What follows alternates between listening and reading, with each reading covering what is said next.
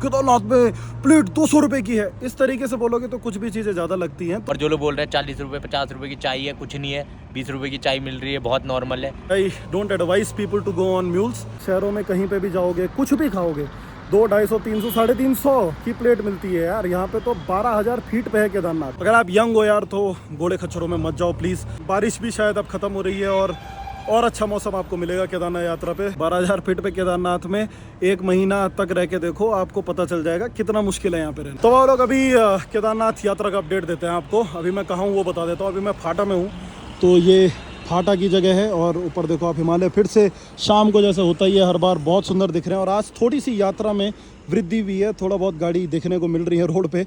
आपने पहले ब्लॉग्स में देखा होगा एकदम खाली रहता है, तो आज थोड़ा सा यात्रा वात्रा बढ़िया चल रही है और मौसम भी आज सुंदर हो रखा है। आज एक चीज़ भी है, पिछले 10 दिन में पहली बार आज बारिश भी नहीं हुई है, एकदम धूप लगी हुई थी, बहुत सुहावना मौसम था। तो बारिश भी शायद अब ख़त्म हो रही है और अच्छा मौसम आपको मिलेगा केदारनाथ यात्रा पे। थोड़ा बहुत बांदर भी आ गए हैं, ये देखो बांदर आ गए हैं और वो हमको खाने आ रहा है, देखो पीछे से खाने आ रहा हो।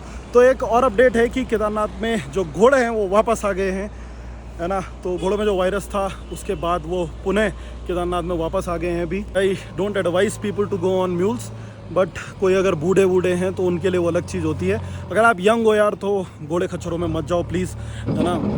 अपने पैरों पे चलो, असली यात्रा वही होती है जब आप अपने पैरों पे चल के जाते हो, ना कि घोड़े खच्चरों में।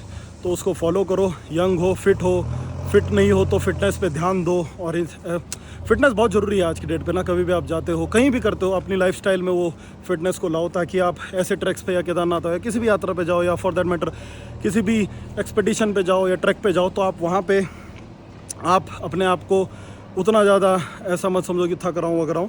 और केदारनाथ यात्रा पे पैदल आओ यार, बाबा सबको पहुँचा देता है ऊपर, कोई दिक्कत नहीं होती है ऐसी। और एक चीज़ के बारे में और बात करनी थी यार मुझे। बहुत समय से मैं भी कुछ वीडियोस देख रहा हूँ सोशल मीडिया पे, जो बोल रहे हैं कि केदारनाथ में खाना बहुत महंगा है, ये बहुत महंगा है। बाबा लोग हम भी वहाँ पे थे, 200 रुपये का हमने भी खाना खाया था और मुझे नहीं लगता कि वो खाना महंगा है। हाँ, टेस्ट के ऊपर हम डिबेट कर सकते हैं कि कैसा है, बट खाना महंगा नहीं है। आप शहरों में कहीं पे भी जाओगे कुछ भी खाओगे 200, 250, 300, 350 की प्लेट मिलती है यार। यहाँ पे तो 12,000 फीट पे है केदारनाथ। यहाँ पर आपको पता है सामान ले जाने के लिए उनको भी घोड़े खच्चरों पे लाना पड़ता है, 3,500, 4,000 रुपये देना पड़ता है। तो यही है यार, देखो अब घोड़े खच्चरों पे वो भी लाएंगे तो वो भी तो कॉस्ट होता है, और वो उस हिसाब से तो आपसे पैसा ले भी नहीं रहे। मतलब 200-250 रुपये बहुत ही बेयर मिनिमम है। अब समोसा 30 रुपये का है, तो आप खुद बताओ, ऑनेस्टली बताओ, आप शहरों में खाते हो 20 रुपये से कम में तो कहाँ ही मिलता होगा समोसा। एकदम गांव साइड चले जाओगे तो वहाँ मिलेगा। 30 रुपये का समोसा मुझे कोई महंगा नहीं लग रहा। अगर वो 40-50 भी देता तब भी मैं बोलता कि ठीक है, हमने खुद खाया है वहाँ पे समोसा भी, तो इतना महंगा कुछ है नहीं जितना उसको एक्सेजरेट करके बताया जा रहा है। ओह केदारनाथ में प्लेट 200 रुपये की है, इस तरीके से बोलोगे तो कुछ भी चीज़ें ज़्यादा लगती हैं। तो मुझे एक चीज़ समझ नहीं आती कि सिलेक्टिव आउटरीच सिर्फ केदारनाथ पे ही क्यों हो जाता है, क्योंकि शायद वहाँ से आपको पता ही है क्या चीज़ें ज़्यादा मिलती हैं। तो इन चीज़ों पे आप ध्यान मत दो, इतना कोई बहुत होल्ला वाला, इसको बहुत बड़ा चीज़ करने वाला सीन है नहीं। नॉर्मल रेट है खानों का, नॉर्मल रेट है हर चीज़ का।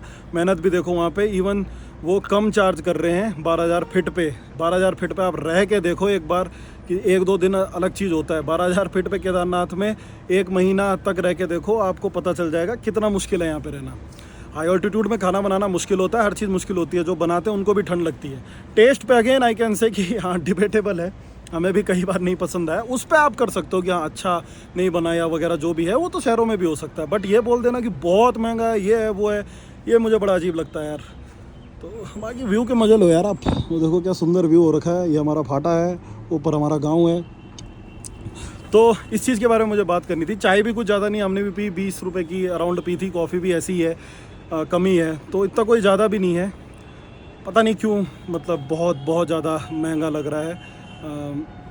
इतना मतलब बेसिक, मैं भी पूरा इंडिया घूमा हूँ काफ़ी जगहों पे, इससे बहुत ज़्यादा महंगा मैंने खर्च किया और बहुत ज़्यादा खाया है ना। बाकी जगहों पे जब लोग आते हैं यहाँ पे बोलते हैं, तो ये भी देखना चाहिए कि अपनी जगहों पे कितना महंगा होता है। रादर देन एक 12,000 फीट के पहाड़ पे इस रेट को अगर महंगा बोलते हैं तो थोड़ा अजीब लग रहा है मुझे। बस इतना ही है, यही बात करनी थी आपसे। बाकी हम आदि कैलाश भी गए थे, वहाँ पे भी इतना कोई बहुत महंगा नहीं है। वहाँ पे भी लोग बोल देते हैं कि बहुत महंगा है। तो केदारनाथ में मुझे समझ नहीं आता कि इतना महंगा क्यों बोलते हैं। फिलहाल आप देखो, ये रसूल खाओ बढ़िया एकदम फुल पावर। ये मनीष भाई क्या बोलना चाहोगे आप? ऊपर बोल रहे हैं लोग कि 200 रुपये का खाना बहुत महंगा है। देखो जब आप 12,000 फीट में जाते हो, ठीक है, तो वहाँ जो राशन है वो सब है, उसकी कॉस्टिंग बढ़ जाती है क्योंकि उसको ढो के लेके जाना पड़ता है, ठीक है, घोड़े खच्चर में उसको वहाँ पहुँचाना पड़ता है, ठीक है। फिर गैस है, गैस का अलग रेट है क्योंकि वहाँ लकड़ियाँ तो होती नहीं है। 200 रुपये तो नॉर्मल शहरों में मिल जाता है। और नॉर्मल अगर आप 200 रुपये का किसी रेस्टोरेंट में खाते हो तो नॉर्मल सड़क के किनारे किसी भी ढाबे में 200 का खाना आजकल मिल जाता है, 50 की चाय मिल जाती है। तो केदारनाथ में आप बोल रहे थे कि जैसे मैंने सुना कि 40 का समोसा, 30 का, भाइयों देखो 30 रुपये का समोसा बहुत नॉर्मल है, ठीक है। मैंने भी वहाँ समोसे खाए 30 रुपये का, वो बहुत ही टेस्टी था, ठीक है। और जो लोग बोल रहे हैं 40 रुपये 50 रुपये की चाय है, कुछ नहीं है, 20 रुपये की चाय मिल रही है, बहुत नॉर्मल है, ठीक है। तो ये रूमर ज़्यादा मत फैलाओ। और कई लोगों के मैं वीडियो देख रहा था कि वो लोग ये बोल रहे हैं कि भैया अगर आपको केदारनाथ आना है तो पैसे की पोटली लानी है। भैया आप नहीं भी पैसा लाओगे ना, वहाँ भंडारे रखते हैं, आप आओ, ठीक है, वहाँ आश्रम है, आप वहाँ रुको, ठीक है, भंडारे में खाओ, पैसे की ज़रूरत नहीं है। जो लोग ये इस टाइप का कंटेंट के लिए बोल रहे हैं ना कि भैया आपको आना है तो पैसों की गठरी लाना है, ऐसा कुछ भी नहीं है, ठीक है। इतनी महंगाई नहीं है, ये सब नॉर्मल है। और हमारे फाटा में रूम भी सस्ते हैं, जरा बताओ। ठीक है, और हमारे आपको फाटा में रूम चाहिए तो रूम भी मिल जाएगा, ठीक है। सिर्फ और फाटा कितने में भी रुपए पे? हमारा मात्र मिल जाएगा आपको 2000 से शुरू है। तो दोस्तों आज है 15 मई, कल का ब्लॉग कंटिन्यू करते हैं। तो अभी बारिश हो गई है, कल थोड़ा धूप लगी थी फाइनली केदार घाटी में, बट अभी फिर से बारिश हो गई है। देखो बारिश हो रहा है फुल पावर। उधर आपको हिमालय दिख रहे होंगे, बहुत सुंदर हिमालय। जूम करता हूँ मैं रोको आपके लिए। ये देखो आपको हिमालय के दर्शन हो रहे होंगे, बहुत सुंदर लग रहा है हिमालय। नई नई बर्फ़ भी गिरी है और ये हमारा स्टे है जहाँ से आपको डायरेक्ट हिमालय के दर्शन होते हैं, तो आप आके रुक सकते हैं। यात्रा भी देखो आप, ये रोड है और ये इस पर ज़्यादा गाड़ियाँ वाड़ियाँ नहीं हैं। उधर भी देख लो आप, रोड एकदम खाली पड़ी हुई है, बहुत ज़्यादा भीड़ नहीं है। तो आजकल आप यात्रा पे डेफिनेटली आ सकते हैं। देखो टूरिस्ट जा रहे हैं, बढ़िया, बहुत बढ़िया हो रहा है आजकल। तो बाबा लोग आज का दिन कुछ ऐसा रहा है कि आज हमारे 4 कमरे लग गए हैं भाई, पूरे 4 कमरे लगे भाई, पूरा आज पैक है। तो अभी एक और कमरा लग जाएगा, नीचे रोहित है। तो बड़ा अच्छा लग रहा है, ऐसे ही रोज़ लगते रहे। बहुत मेहनत हो रही है यहाँ पे, बहुत ज़्यादा मेहनत होती है सुबह से, है भाई, सुबह से खतरनाक। भाई देखो हालत देख लो एकदम। नीरज भाई देख रहे हो, मनीष भाई आपका वो आर्ट बना रहे हैं। नीरज भाई आप ऐसे थे, सॉरी सॉरी सॉरी, आप ऐसे थे, फिर ऐसे हुए, क्या आया गले में, माला, देन फिर आप सफ़ेद घोड़े में सवार हो गए। फिर हमें सफ़ेद घोड़ा अच्छा नहीं लगा तो हमारे पास ब्राउन घोड़ा भी था, हमने आपको बिठा दिया क्योंकि मेरे पास घोड़े हैं गाइस। मेरे घोड़े केदारनाथ चले गए तो नीरज भाई भी गए थे घोड़े में, और इनको सबसे अच्छी बात की घोड़ा मंदिर तक ले गया, बाकियों को घोड़ा पड़ाव तक ले जाता है। तो देख रहे हो भाई, ये थोड़ा बहुत ऐसे भी करते हैं। मनीष भाई के बहुत घोड़े ऊपर, तो आप इनसे संपर्क करो अगर आपको घोड़े भी देखने हैं। तो बाकी फाटा में अगर आपको स्टे चाहिए, बाबा लोग एक और चीज़ बोलनी है प्लीज़ आप लोगों को ना, एक रिक्वेस्ट है, एक सिंसियर रिक्वेस्ट है।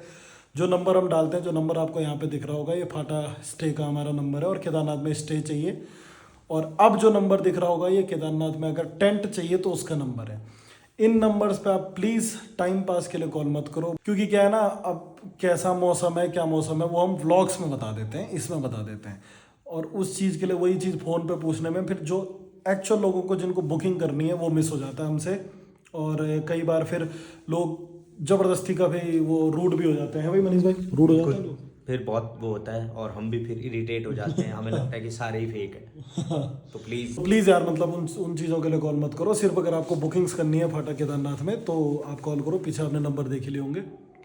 तो यही है अभी कि घोड़े वापस चलने लगे केदारनाथ में फुल पावर, और उनकी वजह से रास्ता भी ख़राब हो रहा है, जो भी चीज़ हो रही है वो हो रहा है। बट वही है कि अब जो लोग आ नहीं पाते उनके लिए है वो। अगेन हम आपसे ये बोलेंगे कि यंग पीपल जो फिट हैं, जो ठीक ठाक जवान हैं, अपने पैरों पे आओ, वो उन लोगों के लिए हैं जो सक्षम नहीं हैं चलने के लिए।